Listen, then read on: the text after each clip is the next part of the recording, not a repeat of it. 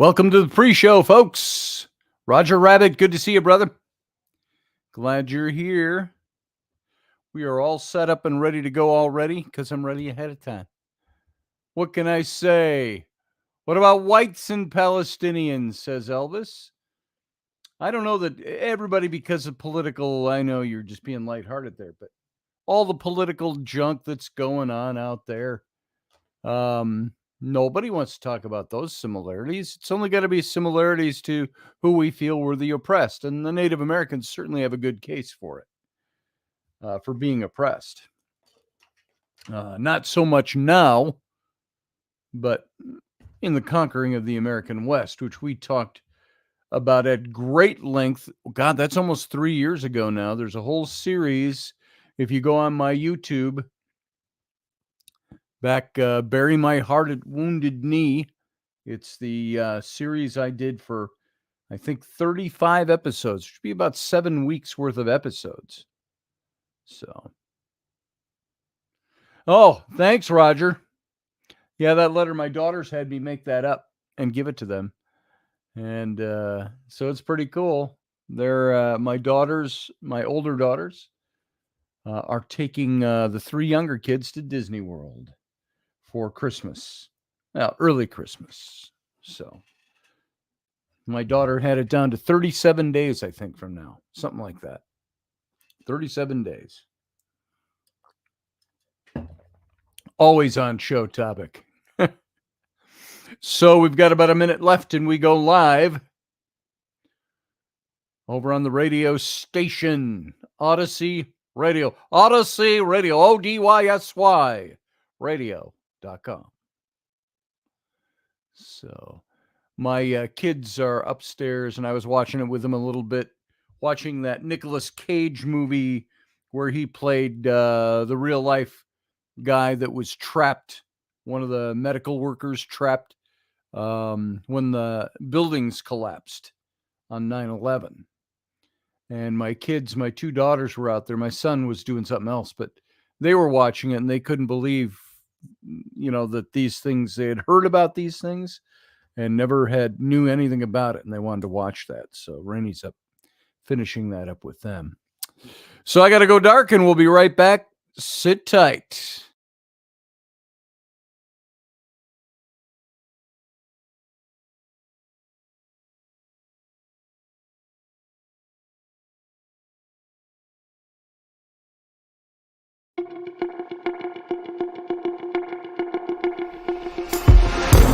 The Intrepid radio program with Scotty Roberts. Intelligent talk.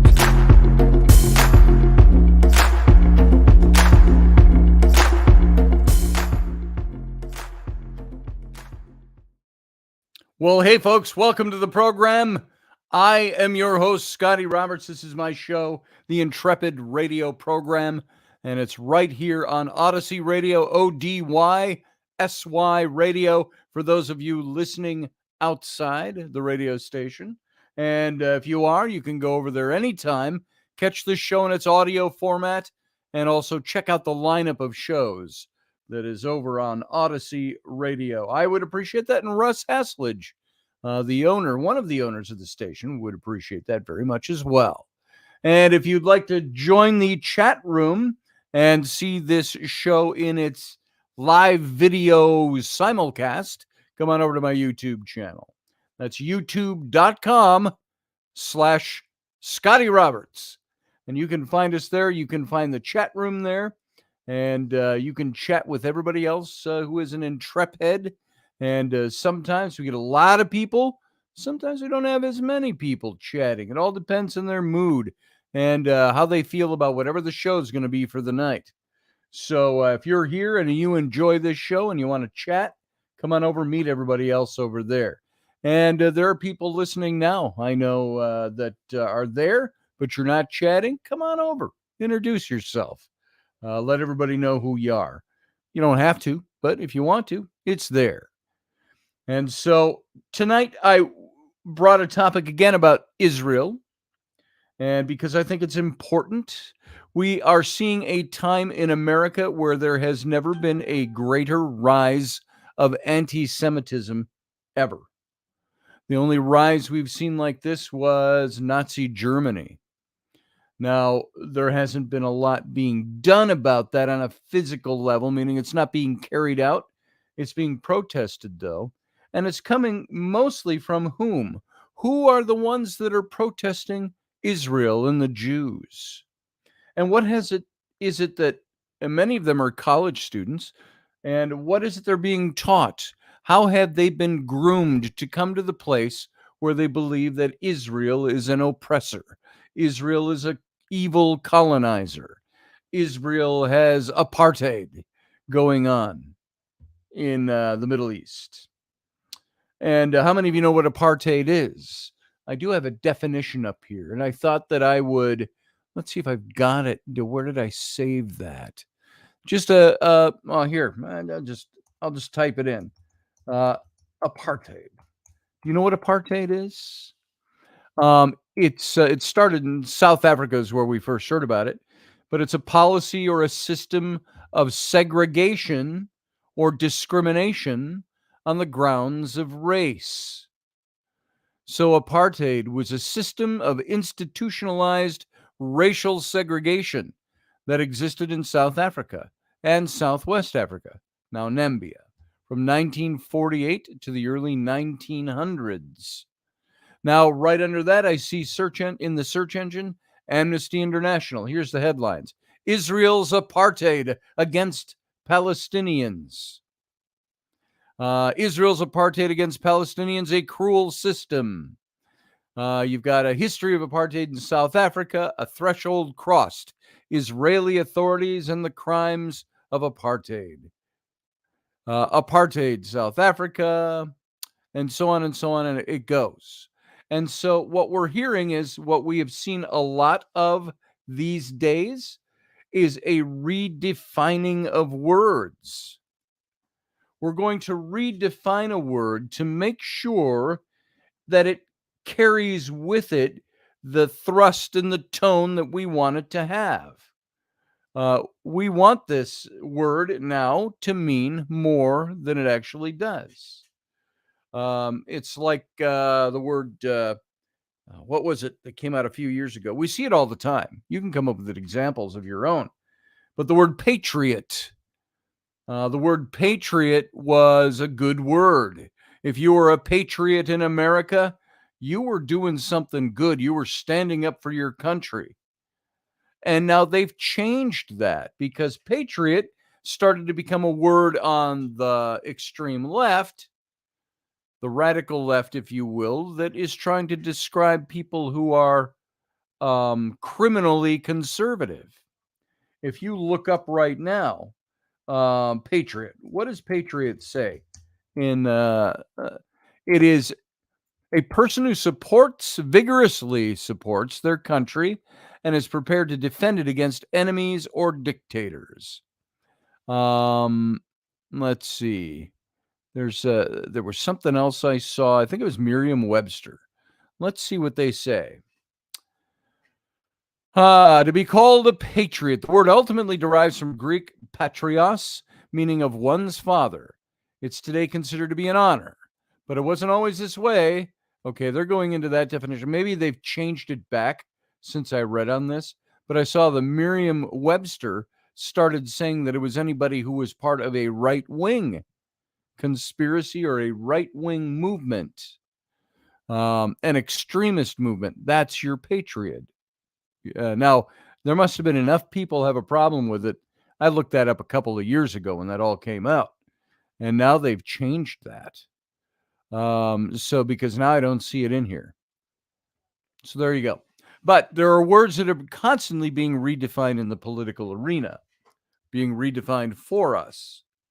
So you say, wait a minute, I've used that word my whole life. Then you go look it up and you go, I never knew that was the definition of that word because they've changed definitions and meanings. So, yeah, Professor Bauer might be in here later. We'll see. Maybe he'll want to address this at that time. So, thank you for that, Roger Rabbit. Cool thumbnail, he says, for the show tonight. I will not take credit. I did not. It's not original art. It is AI art, but I took two faces, I melded them together is all I did. So it just facilitated the graphic design. Let's put it that way. So Roger says there's so much redefining of so many things in the world today. So many things have made 180 turn from their original definitions and purpose. That's very true, Roger. And when you come to trying to define what's going on in Israel right now, they have always been our ally. Do the Palestinians have a case for wanting their own homeland? Sure they do. Anybody does. But the claims that are being made in the propaganda of Hamas and Hezbollah and other Arab states against Israel are things that just simply do not exist. They are not colonizers.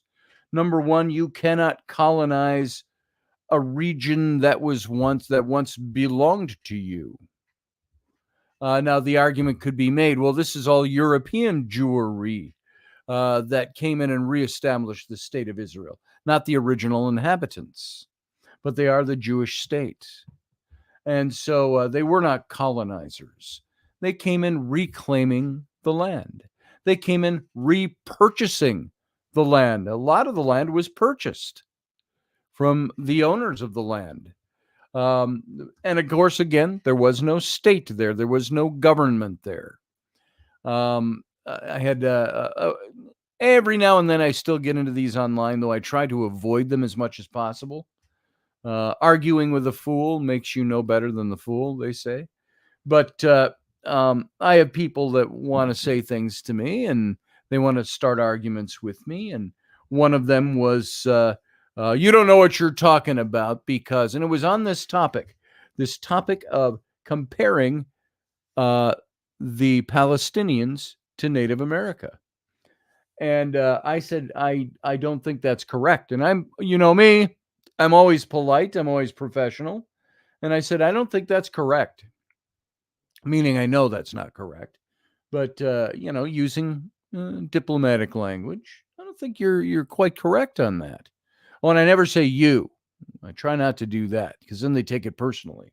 I don't think that's a correct point of view. I said, Israel, when they came in, I said there was no nation there. Then they tried to bring up the Ottomans. Well, they were owned by the Ottomans. They were part of the Ottoman Empire until the British Mandate, the Balfour Declaration, and so on, in World War I era. And I said, the Ottomans weren't Palestinians.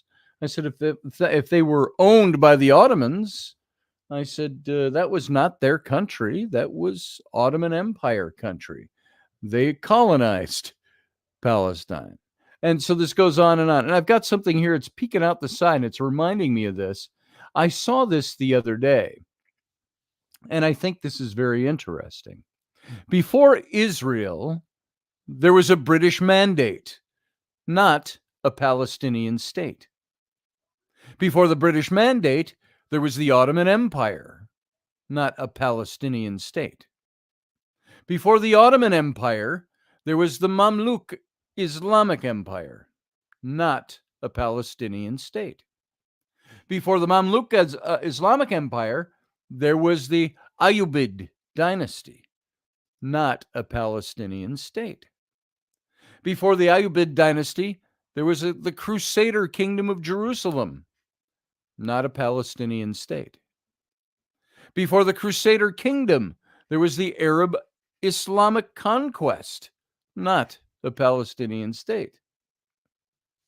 Before the Arab Islamic conquest, there was the Byzantine Empire. Guess what? Not a Palestinian state. Before the Byzantine Empire, there was the Roman Empire, not a Palestinian state. Before the Roman Empire, there was the Macedonian Empire, not a Palestinian state. Before the Macedonian Empire, there was the Persian period, not a Palestinian state. Before the Persian period, there was the Neo-Babylonian period, not a Palestinian state.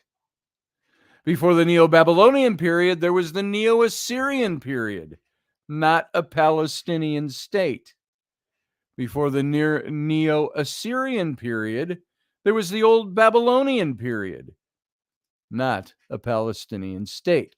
Throughout history, Israel has never been the colonizer, only the colonized.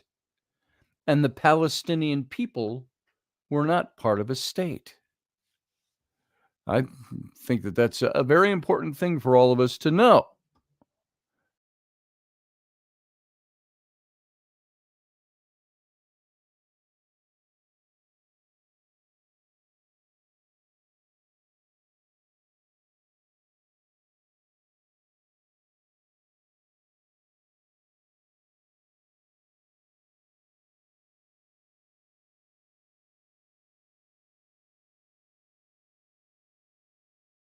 Self back in. No, maybe not. So there you go. Shout. You're supposed to shout at the point. Oh, yeah. You're making your statement to them. Yeah. Howdy. Hey, Ryan Gale. Folks, I don't know if I shut off for you, but I turned off that window where I had that stuff about the Palestinian state. And I turned it off. It says, you want to leave? I said, yes. And it shut this one down too. So now I'm back. So here I am in StreamYard. So hopefully there wasn't too, and of course there's a time lapse in there of about 30 seconds. So a buffer. So hopefully we're still there and you're going to find us again. So the Palestinians, as we know, did not exist as a state. Were they a people? They were people who lived in that region. That's what you had. And so that somebody say something in the chat room so I know you're all there. Ryan Gale's message was the last thing I saw, and that was a minute and a half ago. There it is. Good evening, Scotty. Hey, Claudette. Good to see you. Thank you. I hit a button and I shut the whole thing down. I think it was still rolling, though. Hey, Randall Flagg. Good to see you. All right. That's all I needed. Just some acknowledgement that I was actually still broadcasting. All right, glad you're all here. Now, so let's continue on here. And oh, by the way, I do have to see, is it still broadcasting over here? Let's see. Let me just reload this. Just want to make sure everything's up and running. It kind of looks like it. Yep, we are. Okay, we're good. All right. Sorry for that technical snafu. Let's carry on. So the question I saw today, and I've seen it before today, it just came up again today, was about the whole Native American and Palestinian comparison that's being made. Just put in a search into Google and look up for comparison between Palestinians and Native America. And all you're going to find is a bunch of articles, a whole line of articles that are from one point of view. And that would be a point of view that wants to color Israel as an aggressor, as an oppressor. Which is the first time we've done this in this country since Nazi Germany. So Roger Rabbit is not here. I'm sorry, Roger. Hopefully you make it back. And so I wanted to look into this a bit, and I had to do a little more digging and found all kinds of things that were an opposing opinion once I got out of the agenda-driven search engine. And so why is it, do you think, that America now, we've suddenly become a nation that it seemingly wants to condone anti-Semitism? Anti-Semitism of the sort that comes out of claiming that Israel are the bad guys over there, when all they're doing is defending their right to exist. Israel is not colonizing Gaza. It's not colonizing over there. They're fighting for their right to maintain their lives and exist. They haven't colonized the Palestinians. As a matter of fact, there was the Saudi-Israeli, I don't know if they're called accords or agreements that they were working on that got cut short because of Hamas coming in and murdering thousands of people in Israel, start launching this war. Don't get it wrong, folks. Israel didn't launch the war. Israel is waging war against those who committed an atrocity. Ask yourself what we as America would do if somebody came into our country and murdered over 1,000 people. What would be our response to that? We've seen it happen before. So, especially when there is a state that is behind it, not Hamas, Iran is behind Hamas. All the big powers are supporting somebody over there. Well, Saudi was the closest one to coming into accord with Israel. And that got cut short because of this whole fiasco. Fiasco is not even the word. That's just what came to my head as I was talking. Yeah, I fear we're going to find out too, Randall Flagg. I think we're going to find out in a big way. Right now, by the way, the current administration that is in, do you think that they have strengthened our military and strengthened our position in the world? Ask yourself that question. You don't have to answer it here. Do you think our position is strengthened in the world? Because right now, who'd you have? You had Faye Ray. That's what comes to mind. Old actress. The head of the FBI, Homeland Security. What the hell is he? He was saying just today that we should be very afraid of elements that are already in this country because of our lax southern border that have come into this country. And we could very well, he said, we're all geared up for another 9/11 to happen, whether the citizens all are aware of that or not. And he says, I think people need to know this. So, Randall Flagg, you're right. We're going to find out. Hopefully not in too devastating a way. This is not conspiracy theory. This is not warmongering or worrying. This is one of saying the same ones who murdered people in Israel launching this war are the ones that are calling death to America. Now, why do you think it's so important for our southern border to be strong? Our borders in general to be strong. Do you know that just last month they stopped 169 people at the southern border that were on the terrorist list? That's more than all that have been stopped there over the last 4 or 5 years, or the last 3 years. Each year, it has gotten worse since the current administration took office, because there is no protection and no security at the southern border. We have had, since the Biden administration started, over 2 million people come through our southern border into America, and they're let loose because there's no turning them back anymore. That was another one of the laws in trying to eradicate Trump, that they did away with certain laws and regulations that would have us turn them back. And I'm oversimplifying it here just for the sake of getting through it. So our southern border, we have a porous southern border. Not even porous. We have a wide open southern border. And you've got even appointees of this administration in place that are saying, and they're guarded. Even FBI dude was guarded language because of who put him in place. And he's saying, he says, we are primed for an attack. And a lot of it stems from the southern border and letting people into this country unchecked. So you have to think about that. You think about, this is why I think about who I vote for. Do I vote party? No. I only vote party if that party is going to do what I think is best for our country. Right now, the one that's in, that is not their goal. They might state that. They have different goals, different things they want to accomplish. I want to see us be safe and secure in our country.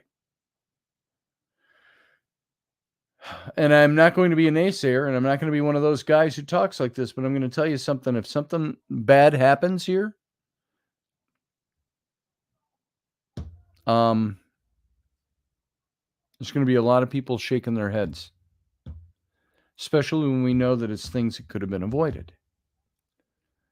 How many have come throughout the whole Biden administration so far to this point? About 2 million people, Roger Rabbit. 2 million. I heard somebody say that's like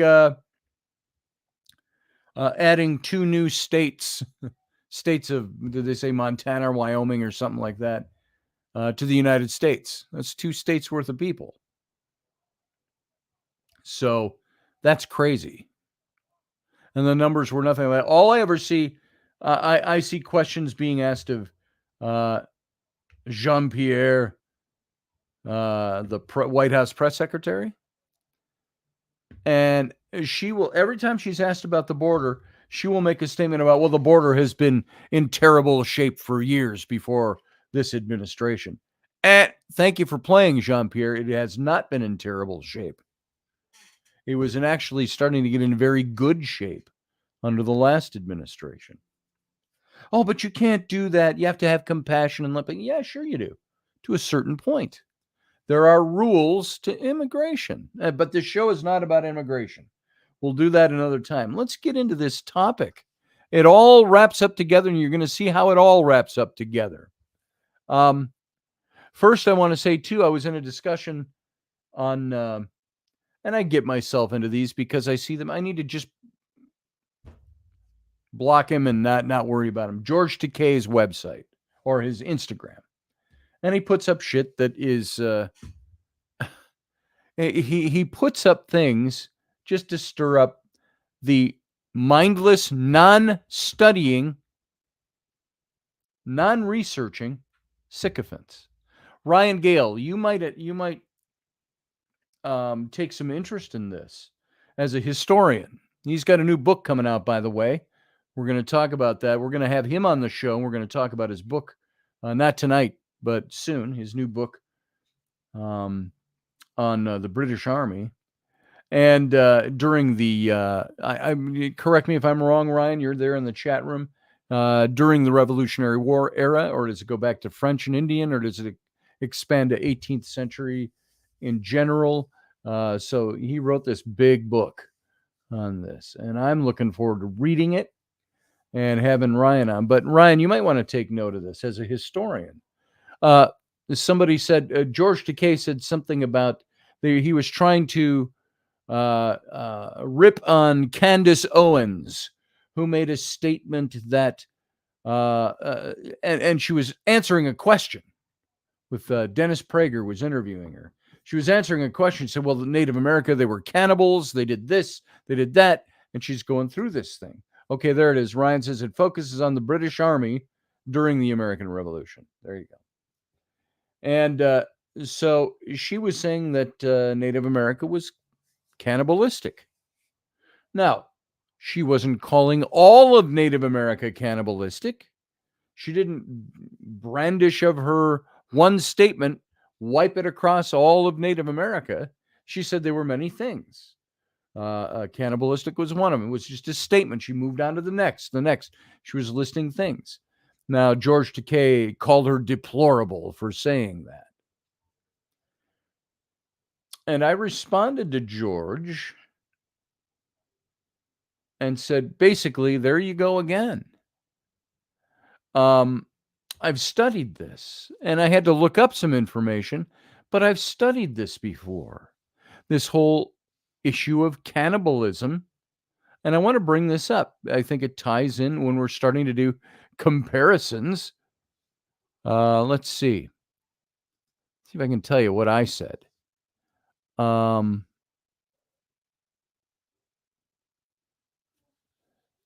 Here we go. Here's what I had said. I said, George. I said, is this yet another example of you not doing your research before attempting to use an out-of-context statement as fuel for your anti-conservative hate speak? He's a propagandist, and he is a activist against anti-conservative conservative activist. I said, Owens wasn't labeling every single indigenous person and or tribe as cannibalistic. She stated that it existed in the pre-Columbian world, as she went on. But hey, it sure sounds good and juicy when you take it out of context. Owens states indigenous Americans were cannibalistic, period. No explanation. Now, cannibalism was practiced in some contemporary indigenous American societies, particularly among tribes of the North and the West. And this is me, I'm going on talking to George here, who will never see it. I said, Jesuits living with the Iroquois recorded it, cannibalism, like torture among the victors over those defeated in battle. And there's evidence that these customs endured into the 18th century. And I put my little dig. I said that would be the late 1700s or the 1700s for your followers. Because most of his followers, none of them, you can tell, none of them ever picked up a book or looked up anything to verify anything George says. And I said archaeologists long suspected the existence of cannibalism in the southwest of America. But the modern descendants of the Anasazi, the Hopi, the Zuni have a firmly entrenched moral code that forbids the practice. The tribes have insisted that their ancestors were not cannibals, and archaeologists have largely bowed to that belief. Controversy erupted 20-some years ago, however, when physical anthropologist Christy Turner of Arizona State University published a book called Mancorn, not porn, Mancorn, Cannibalism and Violence in the Prehistoric American Southwest. And Turner argued that, Toltecs from central Mexico used both cannibalism and violence to terrorize the Anasazi over a period of perhaps 200 years. The practice had been filtered as a political tool that was used for expansion of an empire, as well as response to a drought and other conditions of nature and war. You need, George, a fact checker for your content. And whoever runs your social media, because your tendency to get things wrong is very high. And the even sadder thing is that you commit to spreading false information for the sole purpose of attempting to make another political ideology look as bad as you can get away with, trying to make them look. Perhaps start looking more inward than trying to sway the minds of people who you know will probably never fact check you. So that's what I wrote. Maybe wasted time, wasted words on somebody that's not going to look at it, not care. He's in his 80s. He doesn't care. He's going to say whatever he thinks and believes because he's out to promote for him, a higher political agenda. So this is exactly, by the way, what Hamas does. They are trying to achieve a political end, so lying is part of their propaganda toolkit. This is what I think George does. And other people. And so we've got the United States now has fallen into this trap of anti-Semitism. I'm going on with that. I'm moving on from George into what I was talking about here. There is conclusive evidence that Indian cannibalism was found. I'm going to see, and by the way, the Palestinian plight merits little comparison to Native America. And this is what I wanted to get into. Palestinian plight merits little comparison to Native American situation. And a challenging idea has arisen, which I've now heard on several occasions, and I've mentioned it already, the plight of the Palestinians being compared to the plight of Native America and Native Americans. And the comparison appeared at first in a column, and then it's been passed on to other newspapers. You can find it in almost every major news source will cover this. And it was made several times.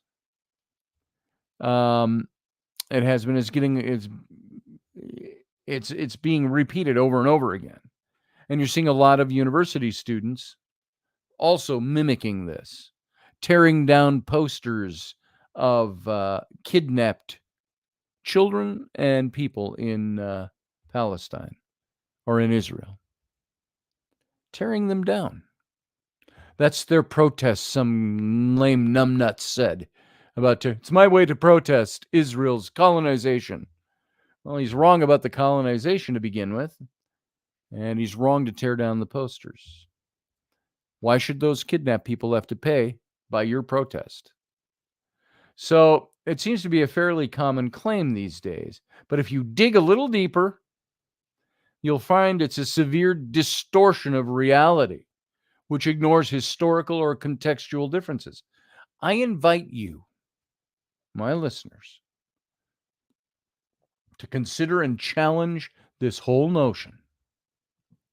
And after close examination, we're going to find that the idea of Palestinians being today's Native Americans is simply unfair, untrue, highly misplaced, and absolutely false. At its core, the comparison is based on this whole notion of indigeneity, indigenous peoples, the idea of being an indigenous person. And the idea being that Native Americans were the first people in the Americas and Palestinians were the first in Israel because they were there before Israel founded their state. And for the case of the Native Americans, archaeology and genetics point to this whole idea that human beings, specifically Paleo-Indians, crossed the Bering Strait tens of thousands of years ago. And they became the first humans to set foot on North American continent. And evidence supports the idea of static genetics, indicating lack of contact with other peoples until European colonization of America. And this is a good case for declaring the natives as indigenous.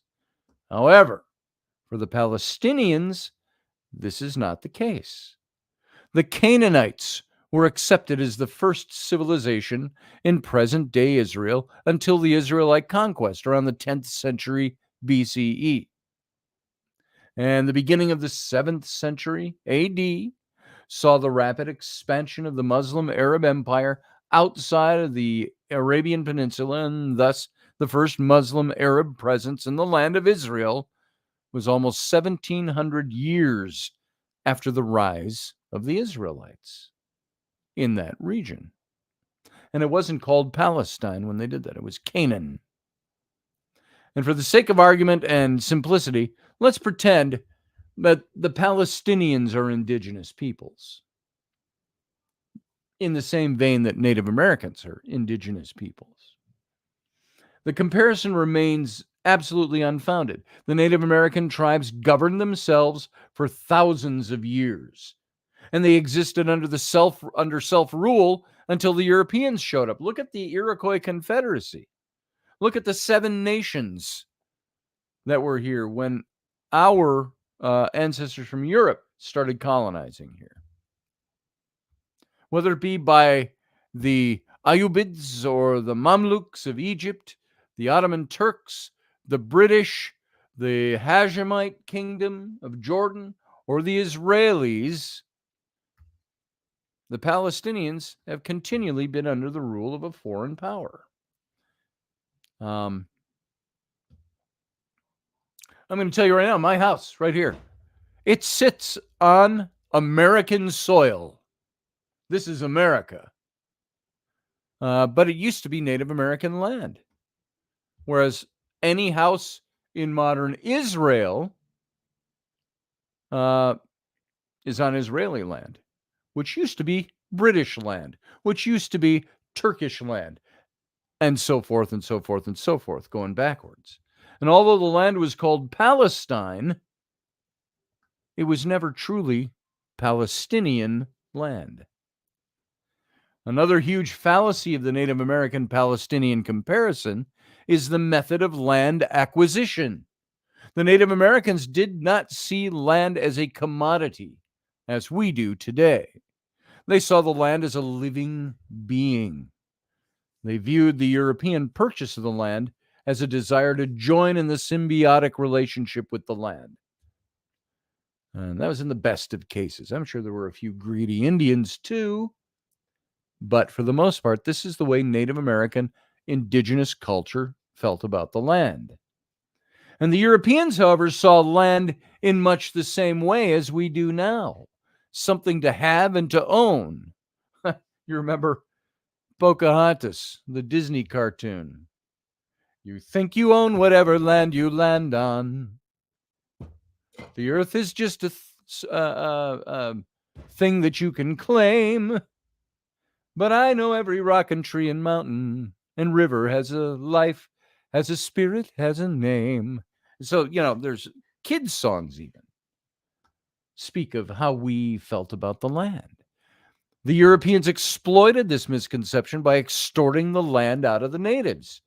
There were treaties that were made, sometimes at gunpoint, but the terms were often ignored by the United States, who was making the treaty. Native Americans were often shot for sport. Entire peoples like the Yaqui were slaughtered. Languages like Hichiti, Powhatan, and countless others were lost forever. Thus, this brand of extermination is simply absent from the Palestinian narrative. It does not exist. The Jewish land purchase in Palestine was a completely different situation. Jewish land purchasing began around the 1840s. Palestine was under Ottoman Turkish rule, and much of the land belonged to the wealthy and absent families in Damascus or Beirut. And some land was owned by fellahin, Arab farmers who worked their own land.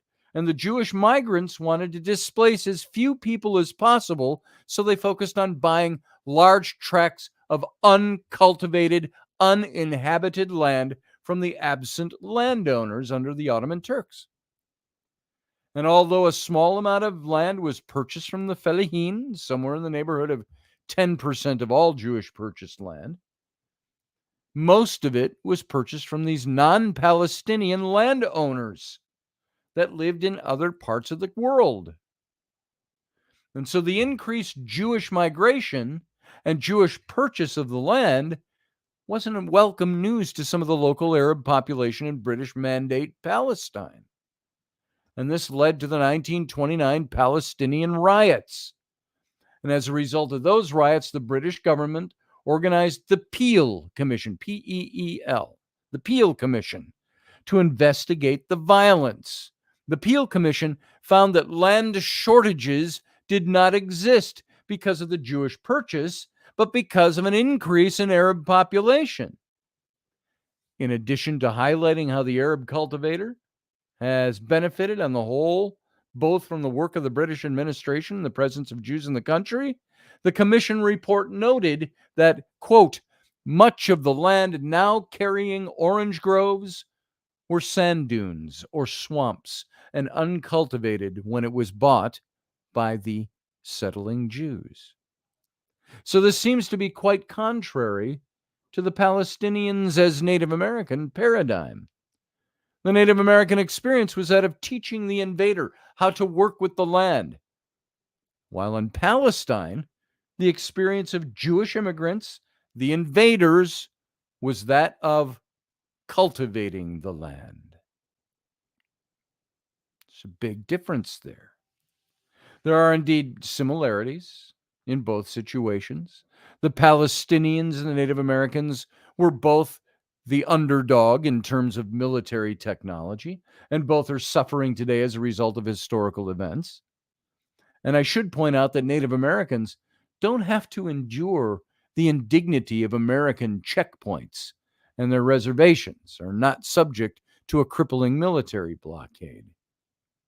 But on the flip side, the Native Americans aren't launching rockets and mortar shells from their reservations onto American land. So they kind of balance each other out there, I think. Better not mention the Donner Party to George Takei. Somebody did in there somewhere, I think. Stupid. His whole concept was stupid. Yeah, the Donner Party. He was trying to claim that Candace Owens was saying that all Native Americans were cannibalistic before the white man came. And that's not what she said at all. Now, I've noticed that, and this is some of what I wrote on George's thing today, I've noticed that comparing the Palestinians to the Native Americans is a popular move these days. As is comparing the policies of the Israelis with that of the Nazis now. But the fact of the matter is that they are two completely different situations in two widely different contexts. The Palestinian story is a heartbreaking one. It is. It truly is. They have collectively and unjustly suffered like the Native Americans. However, using the Native Americans as a comparison assumes a degree of genocide that just has blatantly not occurred. Israel is not out to commit genocide against the Palestinians.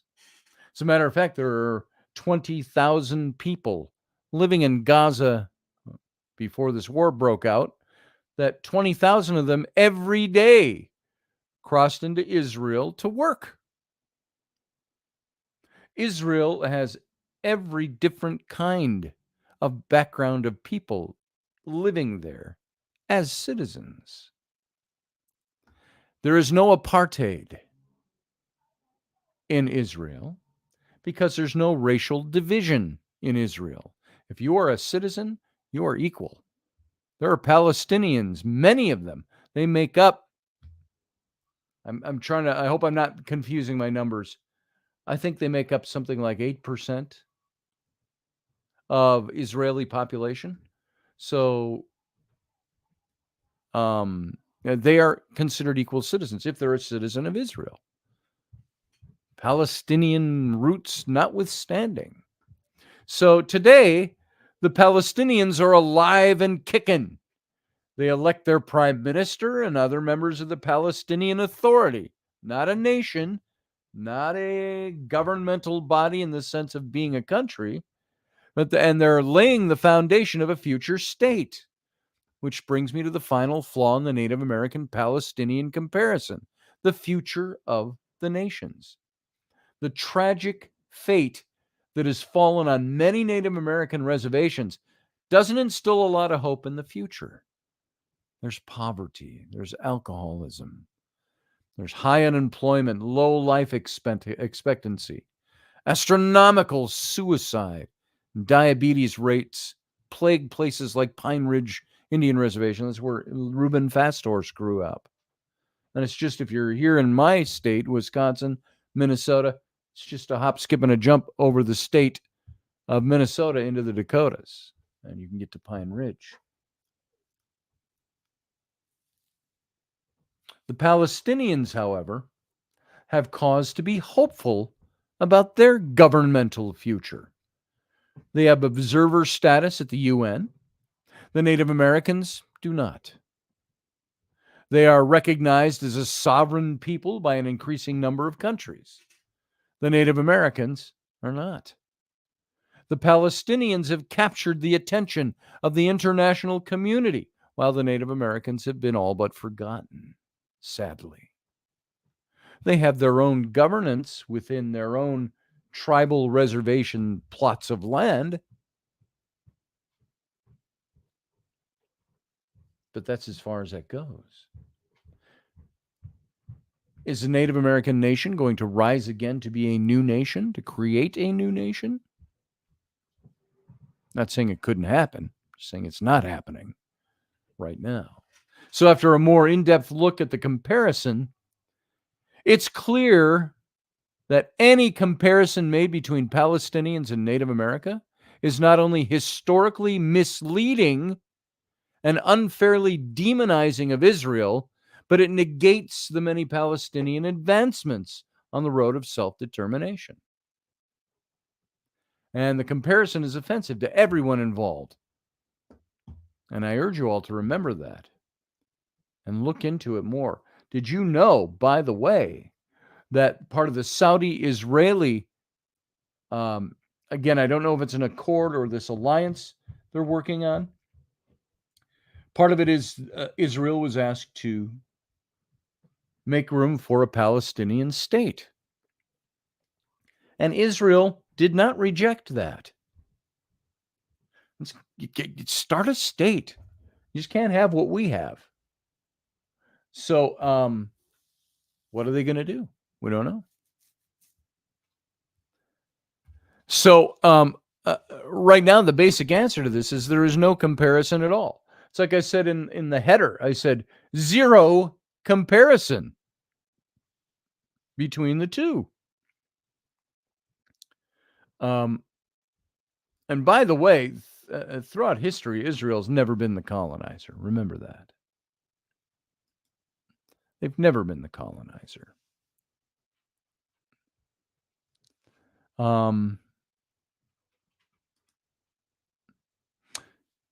I've also got something I called up here.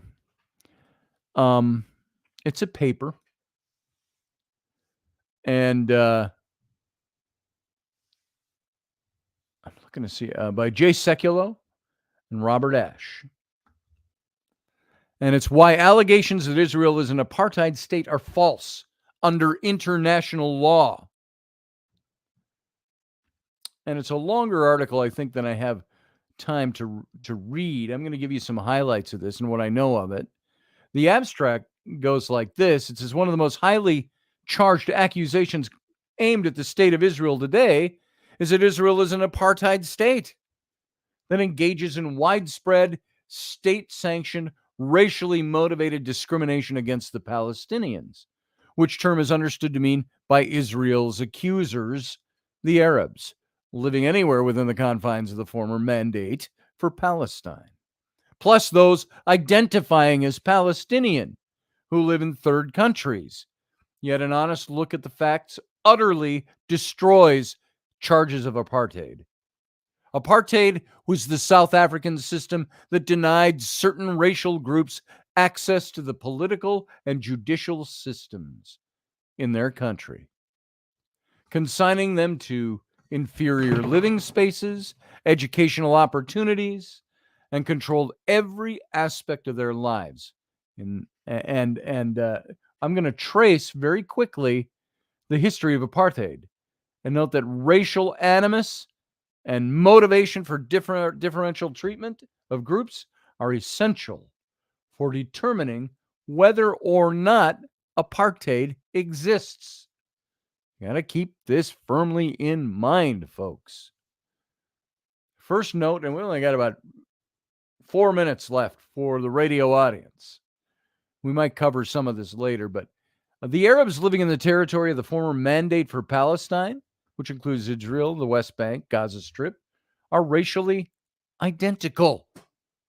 Yet Arab political parties and citizens of Israel enjoy the same rights as Jewish Israelis, including the right to form political parties and stand for election, opportunities to serve as members of the Knesset. That's like our members of the Senate here. The judiciary, the diplomatic corps, the police, and so on.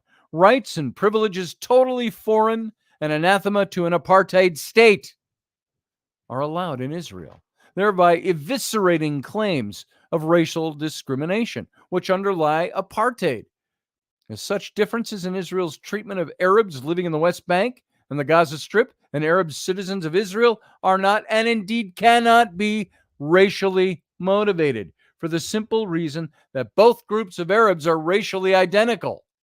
And for the claim of apartheid to be true, one would expect Israel to devise racially discriminatory policies against all Arabs under its control, which Israel clearly does not do.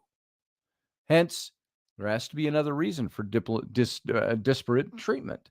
So how does one explain to the differences in treatment between Arab Israelis and Arabs in the West Bank and the Gaza Strip? The answer is not complicated. Arabs residing in the West Bank and the Gaza Strip are not now and never have been Israeli citizens, and therefore cannot claim rights due to Israeli citizenship. All countries favor their own citizens vis-a-vis non-citizens. And doing so is not an indication of apartheid, simply because the two groups are treated indifferently. Is the United States an apartheid country because you can't vote if you're not a citizen? And you can't experience rights of a citizen if you're not one? No.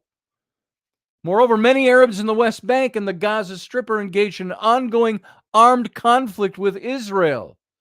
Israel's faced with a hostile Arab population which has yet to come to terms with Israel's existence and which actively seeks to destroy the Jewish state every day. And that requires Israel to take certain measures for its national security. Because of the ongoing conflict, the relationship of Arabs in the West Bank and the Gaza Strip with Israel is governed primarily by the terms of the law of armed conflict. And as such, any acts or policies of alleged discrimination by Israel against the law of armed conflict, or the Arabs living in the West Bank, and the Gaza Strip must be viewed through the lens of the law of armed conflict.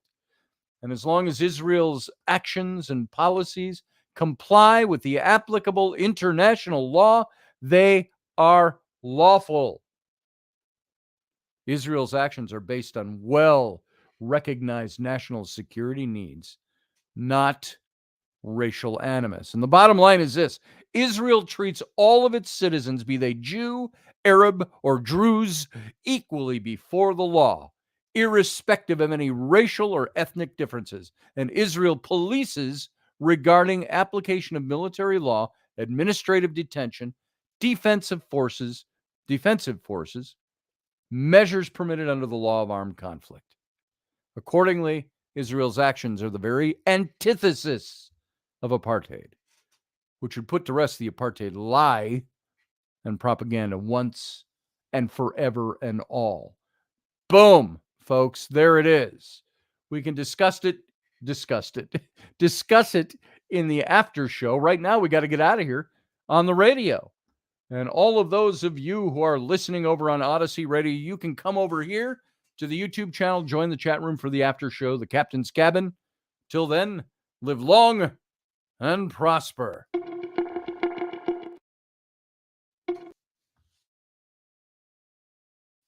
Boom. Join us every weeknight at 9 p.m. Central Standard Time, 10 p.m. Eastern. The Intrepid Radio Program, a Scotty Roberts Productions broadcast.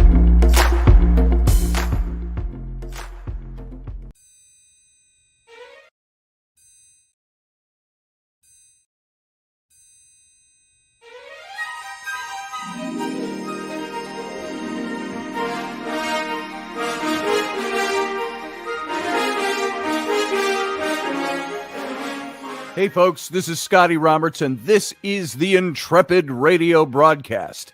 I've been broadcasting for about 20 years now, covering such topics as science, politics, the paranormal, weird science, weird world history, archaeology, and the paranormal. Everything from ghosts to cryptids to creepy things that go bump in the night. So every week I bring you 3 new episodes. Come and join my channel and also be a patron to this site. So see the details below, and we'll see you here.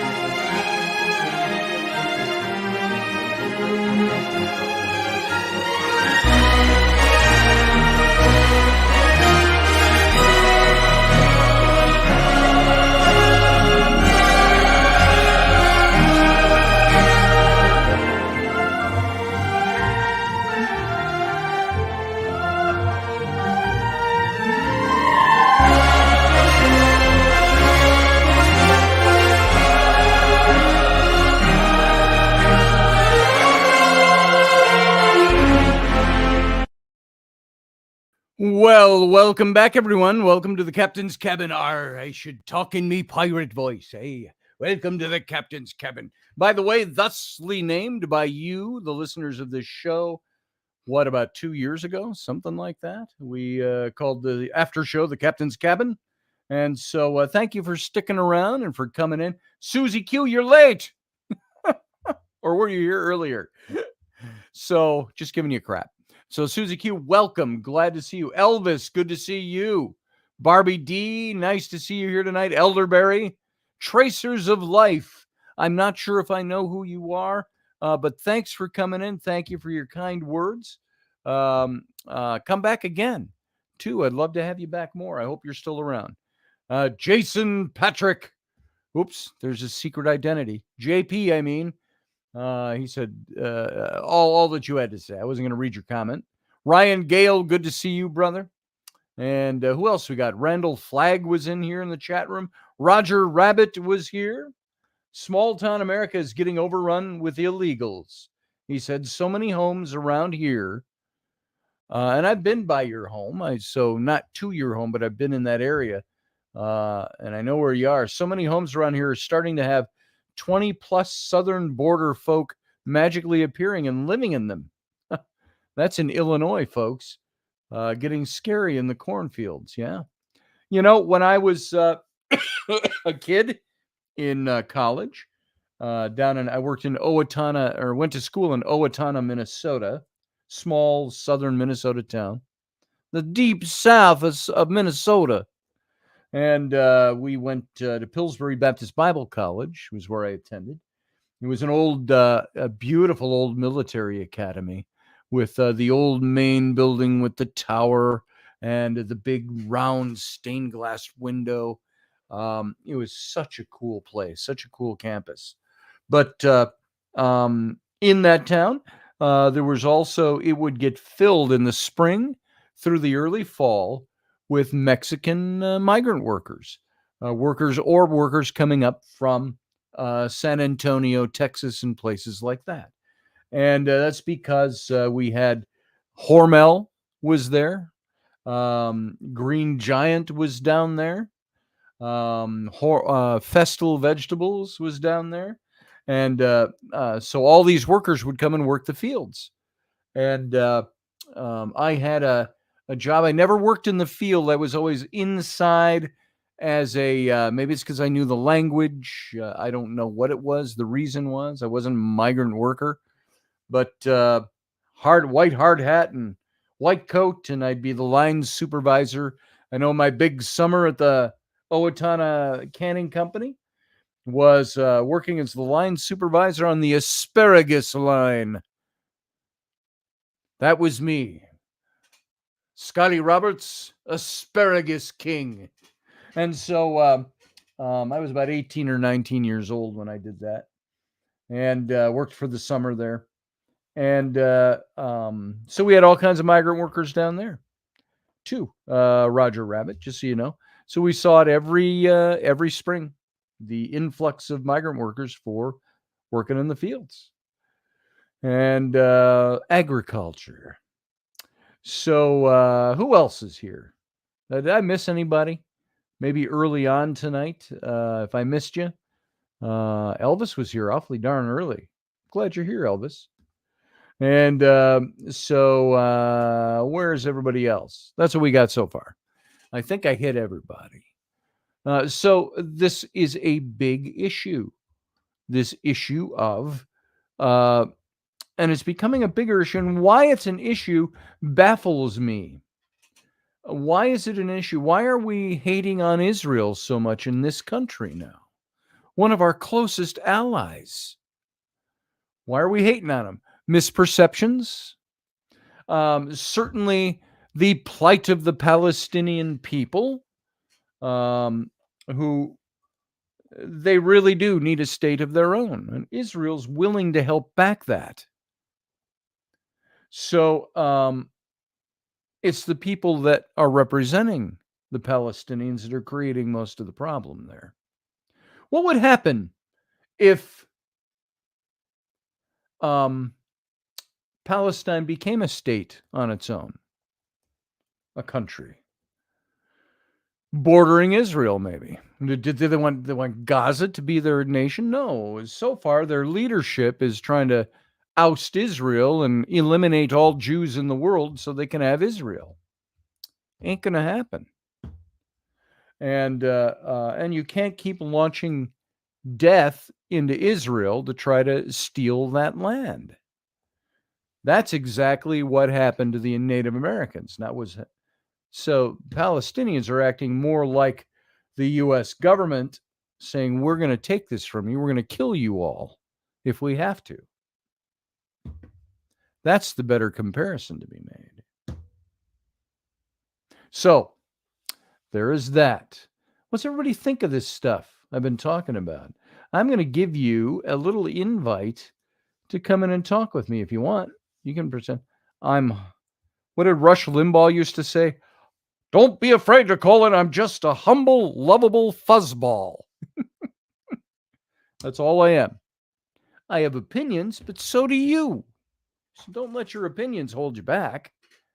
Come in and express your opinions if you want. That's what the captain's cabin is for. Talk a little bit. What does Susie say? Sharpen your tools, practice often. That's right. Are you thinking about that in America? What if we had to be armed in order to defend ourselves? What if we were living like most Israelis live? I know people who live over there. They say all the time, they're so used to hearing bombs coming and missiles coming over, but the Iron Dome takes them out. And they're almost unrattled by it. Because it's become so commonplace. The Arab world launching missiles in on them. What happens if, what would happen if Iran has a nuclear weapon and they drop a nuclear bomb on Israel? Do you think that's going to happen? What would happen? Governments need to release info on extraterrestrials, so borders will become meaningless. Damn straight, Ryan. I have said that, and I agree with you. What do you think would happen to the world if we found out, beyond a shadow of a doubt, that we're the small kids on the block? I've said this before, that there's some galactic federation out there, and you say that, and people look at you like, okay, yeah, he took one too many hits, didn't he? No, I'm talking about there are people that believe that already exists. There are people who... Remember the story I told you about the woman I knew who was in ufology 20 years ago plus? Dated a guy who said he was part of an organization outside of Albuquerque that ran 30 stories into the underground. And he said there was something like, I can't remember the number. What sticks in my head is 183 sticks in my head. I could be wrong. Different alien cultures already here on this planet. And that facility is one of the biggest facilities to govern their coming and going. It'd be kind of like Men in Black, which was a comedy, but like the facility in Men in Black. And what better way to convince the world that it doesn't exist than to make fun of it? Make it comedy. Does that exist? It's interesting. I talked to Dr. Stanton Friedman. I mentioned him. Look him up, Stanton Friedman, the late Dr. Stanton Friedman. He was a big writer on Roswell and big into ufology and aliens and all of that. Very learned man. I asked him if he would check into this guy, and he actually interviewed this guy that made these claims. And he got back to me and he said, Scotty, he said, and he had a voice kind of like that. And he said, he says, this guy knows things he probably ought not know.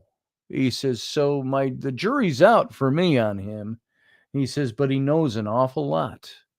that normal people don't know. Does that mean what he was telling the truth? I don't know. A lot of stories behind him with my friend who dated him a little bit. And I gave you those stories a while back. But I don't think extraterrestrials will allow the detonation of a nuke on this planet again. You might be right, Roger. So who are these extraterrestrials? Have we confused them with God? Seemingly, God allows it. God allowed us to detonate a nuclear weapon in Japan at the end of World War II. Why did God allow us to do that? Hey, Kelly Bell. Good to see you. Just popped in.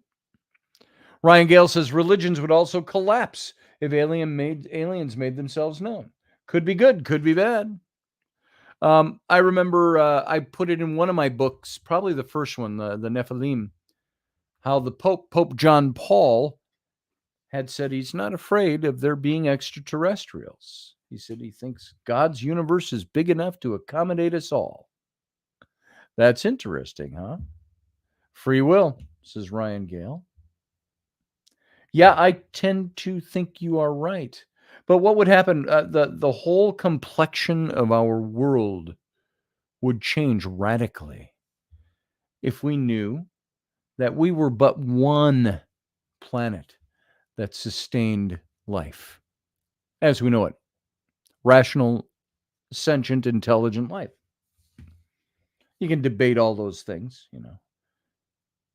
A country that would devise a weapon that could kill 2 million people at one moment, is that an intelligent species? Yes and no. That's a yes and no answer.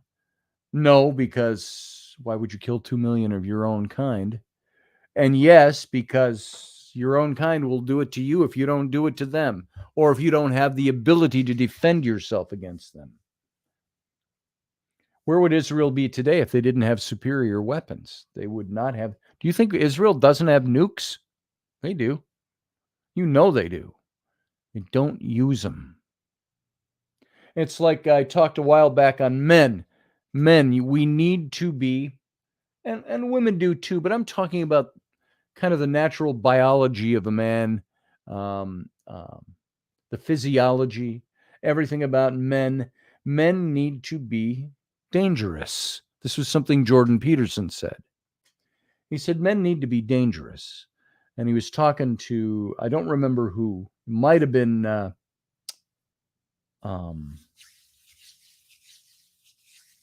Jewish guy with a TV show. Bill Maher. Might have been Bill Maher. But he says, dangerous. What do you mean by that? What do you mean men need to be dangerous? And he said, dangerous but kept in check. We need to be dangerous. Those who would, because it's human nature, destroy us or attack us or subjugate us or hurt those around us or take from us, those people have to be aware that you as a man and your family are dangerous. Don't fuck with me, in other words. And why? Does it mean that you're going to go out there and live a dangerous life? No. It means you have to project the persona and the wherewithal that says, fuck with me and I'm dangerous. Just don't fuck with me. We're good. My family too. Hey, let's go have a beer. You know? Men need to be tough. You're right, Susie Q. We need to be dangerous people, but a dangerousness that's in check, that's only used if it needs to be taken out of that drawer. Ryan Gale says aliens would have to land in Central Park, like in Star Trek First Contact, for people to actually believe. Yeah, that's true. First Contact, I love that movie. That was so good. That was the first time I knew that Jonathan Frakes, who played number one Riker on Next Generation, he directed that movie. And it was phenomenal. From everything about the storyline to the music to the way he put that show together. Yeah. And why was it they went back in time, of course, as you know, the whole time travel thing and plot twist. But how was it the Federation became born? Because one guy who was an inventor, Zephyr Cochrane, we saw him in the original series, by the way. The original series in the 60s, the episode entitled Metamorphosis, had Zephyr Cochrane. He was the inventor of the warp drive. Well, they took that character and they expanded on him 50 years later or 40 years later in this movie. And if he had not made his testing warp drive, leaving the atmosphere in a rocket and testing his warp drive, if he hadn't made it at a certain time on a certain day, according to this storyline, he would never have been seen by the Vulcans. The Vulcans detected a warp signature coming from this region of space. And they came and investigated, and sure enough, and they landed and they said, "Hi, we're Vulcans." And that started the rudiments of 200 years later, the Federation.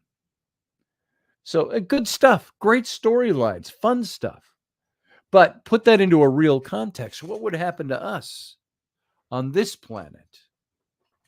What would happen to the Israeli, Palestinian, Hamas, Arab conflict thing if we were visited by representatives of a galactic federation somewhere else? It's an interesting question. Those, who believe in biblical prophecy would say it's never going to happen because that doesn't fit God's biblical prophecy plan. Well, I think prophecy tends to be a little up in the air. And everybody's worrying about prophecy now because of what's going on in Israel. The whole world, it was prophesied, the whole world at the end times would move on Israel. Are we seeing the beginnings of that? It's interesting. That's the final conflict, though. That's the final battle, the Armageddon. There's supposed to be the rise of the Antichrist figure who comes into play, a political figure. It's supposed to take place. The Jews are supposed to be able to rebuild their temple in Jerusalem. They can't build it on any other site than where the Dome of the Rock sits. So it would have to be somebody who has the power to give them that. Will that happen if the Palestinians are granted statehood and they move something like a historic, would they move a historic landmark like the Dome of the Rock to another place? Allow Israel, it becomes Israel's. Jerusalem becomes Israel's. Once again, lock, stock, and barrel. And they can do what they want there. It'd be interesting, huh? So what's going to happen? What do you believe about biblical prophecy?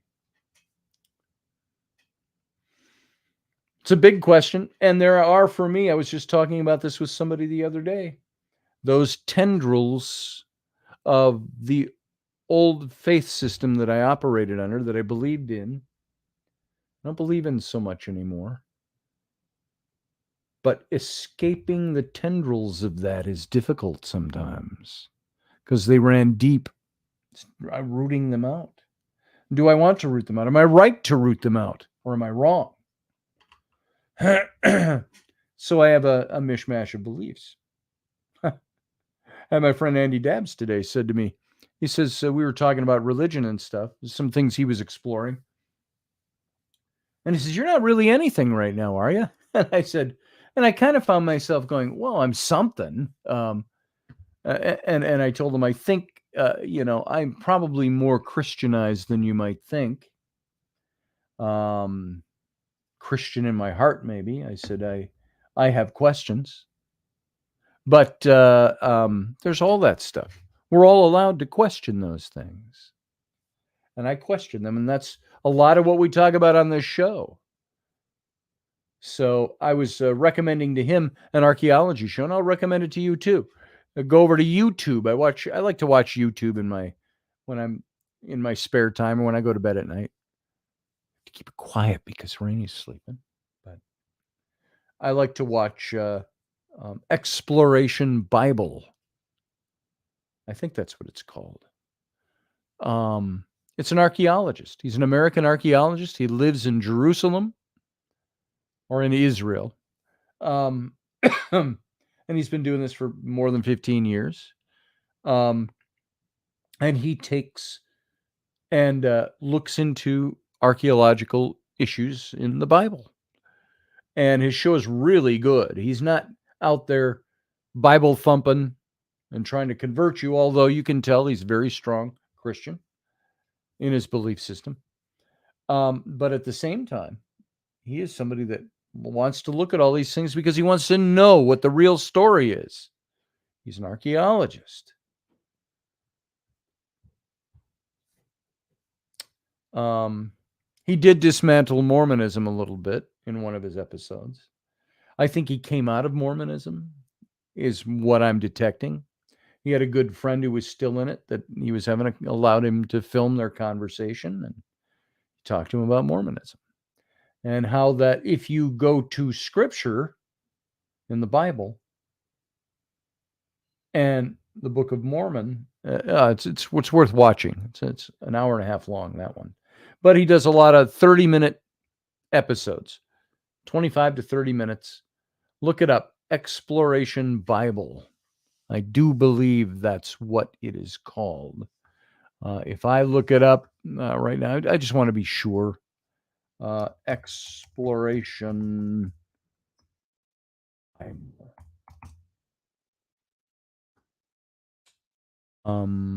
videos. I thought it was in YouTube.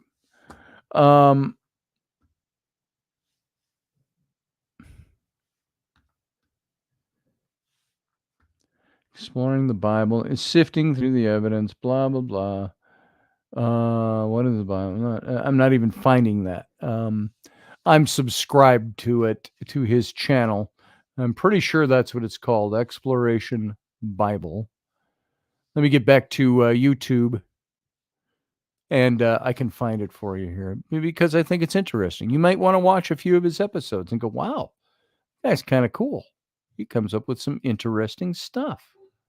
He's kind of like Shimka Yakobovici. Shimka is more a Jewish side of things, whereas this guy, I can't remember his name off the top of my head. He is coming from a more Christian standpoint. Let's see if I can find him. I'm gonna do a little bit of search here, see if I can come up with him. I got to go into my history, I think, over on YouTube. History. My videos, your video. Library. That's what I want. Library, not history. Well, this is so different than when I'm scrolling through on TV. My subscriptions, maybe, huh? I just subscribed to this guy.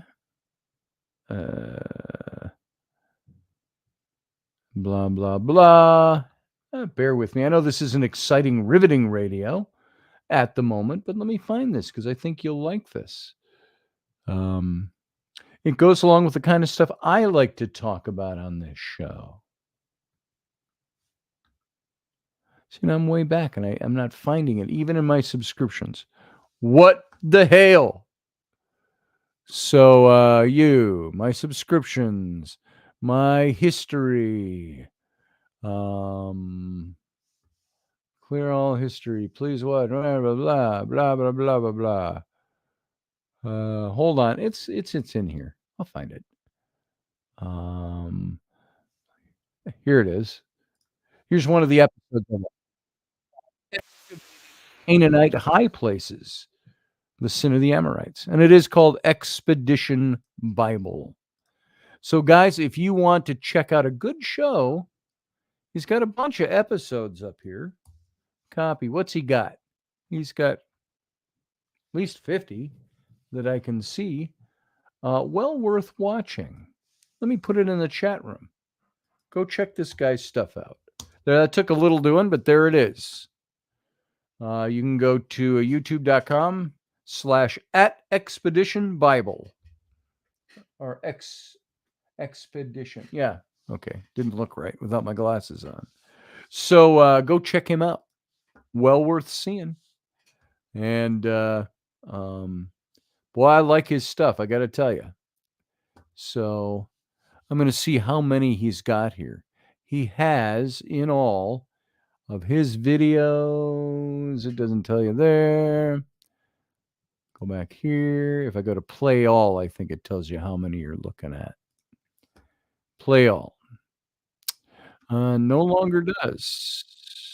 I don't know where that is. Anyway, some of his topics are fantastic.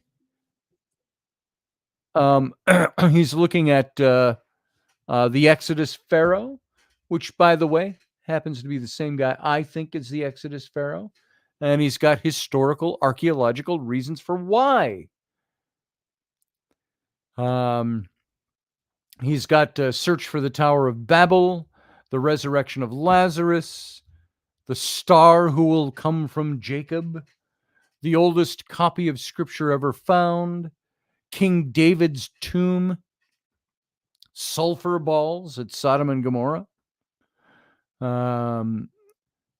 Is this where Jesus was tried by Pontius Pilate? Place in the old walls.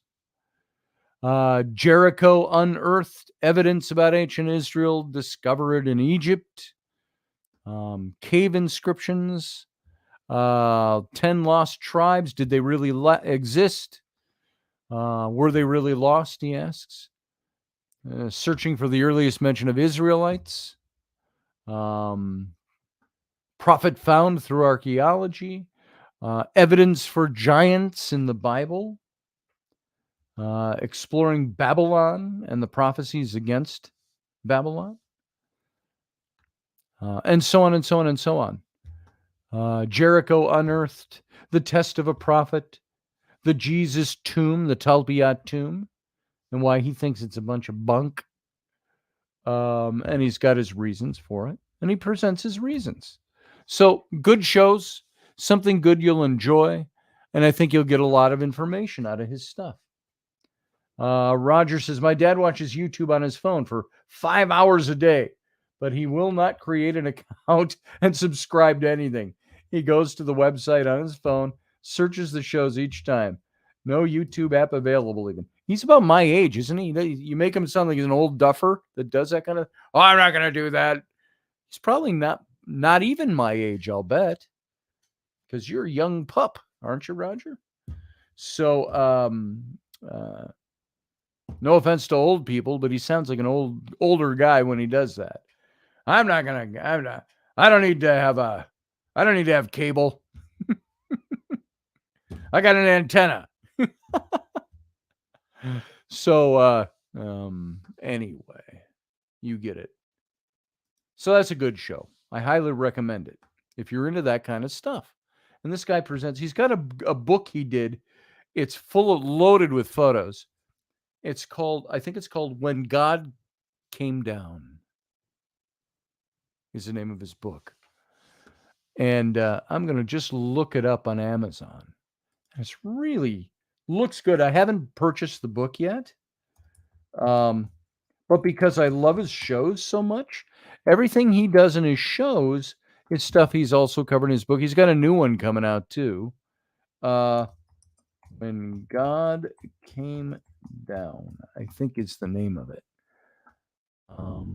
Where God Came Down. Joel Kramer is his name, this archaeologist. The title of the book is Where God Came Down. It's a hardcover book.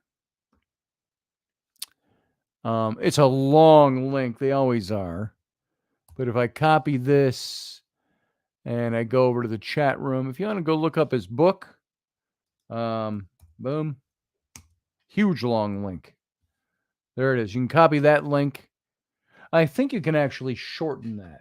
You can go to you can make those shorter links by going pinning down la la la la la la la. I think you can end it right here, but I'm not positive. You can make it a shorter link. Let me try this. I'm experimenting during the show here. But if you are at all interested in Bible history, Bible archaeology, this is the guy. Yeah, this link will work. Here's a shorter version, slightly shorter version of the link. Just go to this one. Boom. It's now in the chat room. So copy that link, paste it, and you can go see it. So well worth looking at. I would love to interview this guy. We used to do a lot of interviews on Intrepid Radio, and because I have that glitch in my system that won't allow me to broadcast a guest until we're off of the radio station, I would have to do it in pre-record. Now, I pre-recorded before. We had one of my favorite guests. I had two really favorite guests. One of them was Dr. Eilat Matzar. She is an archaeologist in Israel. Her father or grandfather, Benjamin Matzar, was a big archaeologist in Israel. And she's an Israeli citizen. And she's been working for years uncovering David's palace, David's citadel in the old city of David, which Israel was known as the city of David. And it's just, if you look at Israel now, all laid out. You got the Temple Mound there that faces the west, and the Mount of Olives and all that. And you go down south of, well, it would be, am I doing it the right way here? Yeah, for you to see what I'm picturing. Just down south, the Temple Mount, and right away is Mount Ophel. It's this long, narrow, oblong. It's the old city of David. And David's palace and the citadel were just underneath, south of the temple, what became the Temple Mound. And so she's done a lot of work there. She got on with John Ward and I back in 2014. Might have been 2013 or 2014. And we pre-recorded this show because it was, she got on at 5 a.m. in Israel. No, so it was live. It was live broadcast. I take that all back. Because we were 9 o'clock Sunday nights. And she got on with us, which was very, very cool. And talked with us. And she was so gracious. And it was so fun to have her on. I also had on as a guest, she wrote the book, I still have it up here. I don't see it. I don't know where what shelf I have it stashed on anymore. She wrote the book about Hatshepsut. Now I'm spacing her name. It's called The Woman Who Would Be King by, it's right on the tip of my tongue, Kara Cooney. And she came on with John Ward and I back in, I think 2014 or 2015. She was on with us when her book came out. Fantastic. Avatar says, because the Palestinians aren't talking about the Mongolian imposters, they're talking about the true native, indigenous, aboriginal Americans, FBA. Look up the meaning of aborigine to get a clue. I have no idea who you are, Avatar, what the hell you're talking about.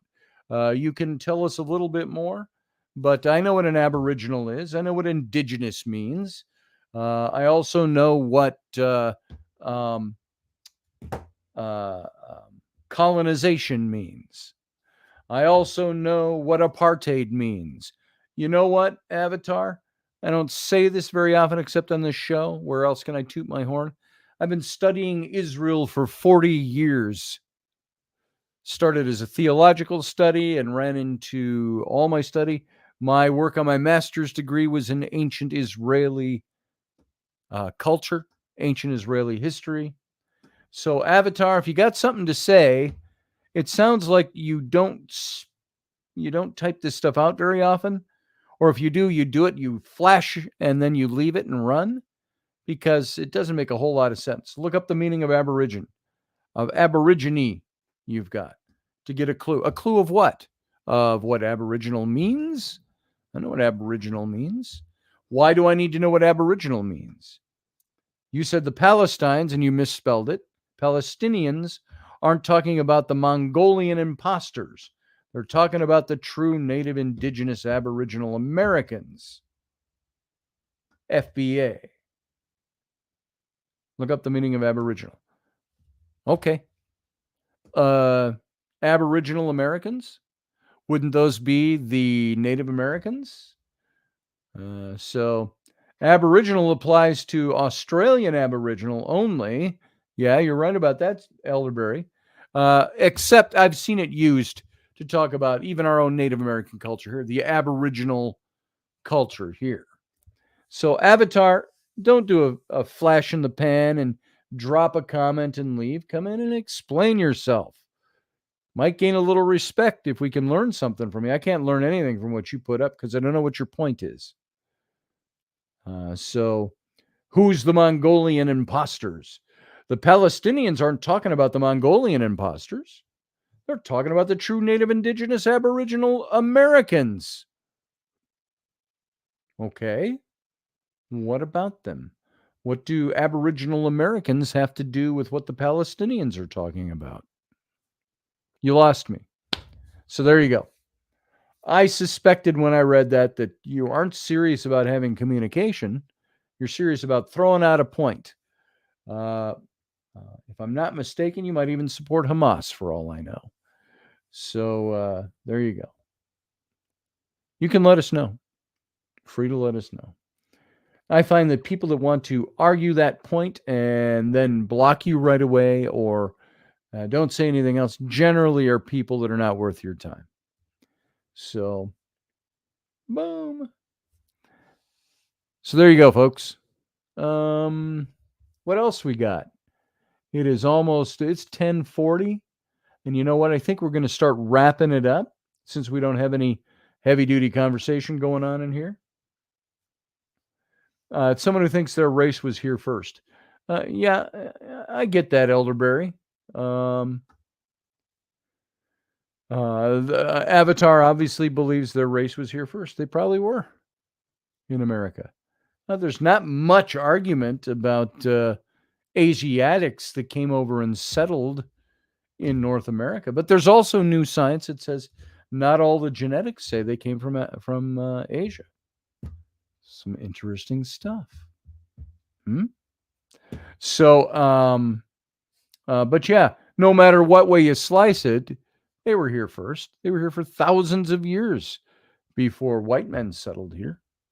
So, or Europeans came over, or Chinese, or Vikings, or whatever. I suppose Vikings are European. So he's showing a socialist fist, communist possible. I don't see that. So, is it in his little avatars there? I can't see him. Viking 2. Yep, Viking 2.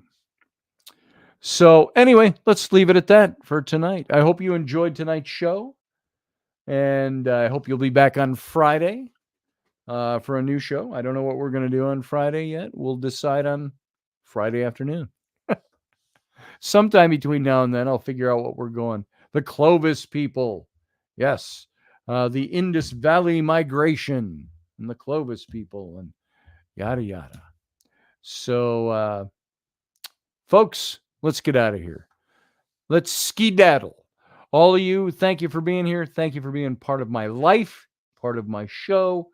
Thank you for letting me do what I do here. And you know what? We'll catch you on Friday. So live long and prosper.